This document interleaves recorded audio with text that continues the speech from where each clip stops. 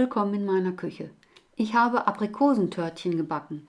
Sie sind süß und knusprig. Am besten seht und hört ihr selber.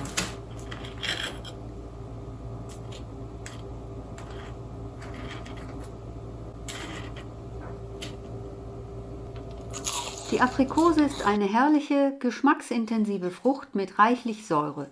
Das ist gut zum Konfitüre kochen, aber wenn man einen Aprikosenkuchen genießen möchte, ist das eine ganz andere Angelegenheit. Deswegen habe ich mir nach langem und häufigem Ausprobieren dieses Rezept ausgedacht.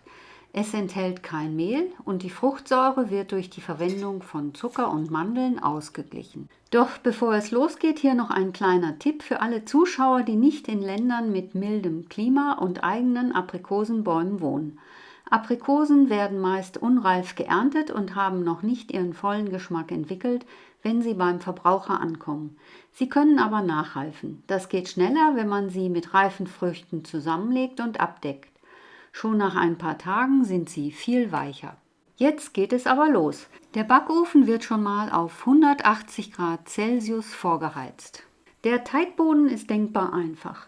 Für 4 kleine Törtchen, wie ihr sie anfangs gesehen habt, gebe ich ein Eiweiß eines großen Eis in eine Schüssel und wiege es. Meist wiegt es zwischen 35 und 40 Gramm. Anschließend wiege ich exakt die gleiche Menge Zucker und gemahlene Mandeln ab. Der Zucker wird zum Eiweiß gegeben und untergerührt, ebenso die Mandeln und 2 Tropfen Bittermandelöl. Dann wird alles mit einer Gabel oder einem Löffel zu einer homogenen Masse verrührt. Das Eiweiß braucht nicht schaumig geschlagen zu werden. Das zweite Eiweiß wird nun zu einem Baiser geschlagen. Dazu gebe ich es in eine saubere Schüssel und wiege es dabei. Dann wiege ich knapp die doppelte Menge des Gewichts des Eiweißes an Zucker ab. Das Eiweiß wird nun schaumig geschlagen und nach gebe ich den Zucker dazu. Der Eischnee ist fest genug, wenn er beim Hin- und Herfahren des Mixers seine Form behält oder beim Herausheben der Quirle der Schaum an die Form eines Vogelschnabels erinnert.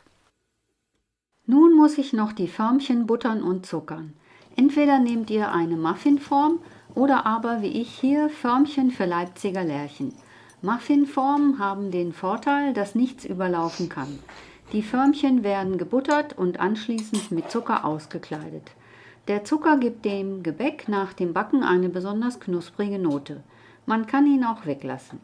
Ich mache diese Arbeit auch mit Absicht erst jetzt und nicht wie sonst immer gleich zu Anfang, damit der Zucker nicht die Feuchtigkeit der Butter aufnimmt. Anschließend wird der Teig gleichmäßig auf die 4 Förmchen verteilt. Es sieht nach wenig Teig aus, aber beim Backen geht er ziemlich auf und kommt an den Rändern der Förmchen hoch. Wenn ihr keine kleinen Förmchen habt, könnt ihr auch eine Tartform von 11 cm Durchmesser nehmen. Anschließend werden die gewaschenen, halbierten Aprikosen auf dem Teig platziert und ein klein wenig hineingedrückt. Jetzt muss noch die Meringue auf die Aprikosen verteilt werden. Dazu nehme ich eine Garnierspritze, denn das Auge isst ja bekanntermaßen mit. Die gezackte Spritze habe ich abgeschnitten, denn das geriffelte Muster finde ich zu altmodisch. Pro Förmchen werden ungefähr 20 Gramm benötigt, die ich sternförmig aufspritze und hoffe, dass ich mit der Menge auskommen werde. Wem das zu aufwendig ist, der verteilt sie einfach nach Augenmaß mit einem Löffel. Die Förmchen werden nun auf ein Backblech gesetzt und bei 180 Grad Celsius 25 Minuten gebacken und anschließend auf einem Kuchendraht ausgekühlt, bis man sie anfassen kann. Dann können sie vorsichtig aus der Form gelöst werden. Kleine Verkrustungen am oberen Rand sollten vorher entfernt werden, denn sonst bleibt der Teig hängen.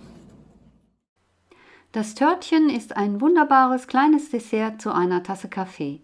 Hier seht ihr auch noch eine kleine Tarte, die ich mit der gleichen Zutatenmenge gebacken habe. Dieser Kuchen ist ein nettes Nachmittagsschmankerl zu einer Tasse Earl Grey, denn der Geschmack des Bergamottöls ergänzt sich wunderbar mit dem der Aprikose. Ich hoffe, euch hat meine Anleitung gefallen und ihr probiert diese Köstlichkeit auch einmal aus. Zutaten und Mengenangaben findet ihr wie immer unten in der Beschreibung und wie immer guten Appetit!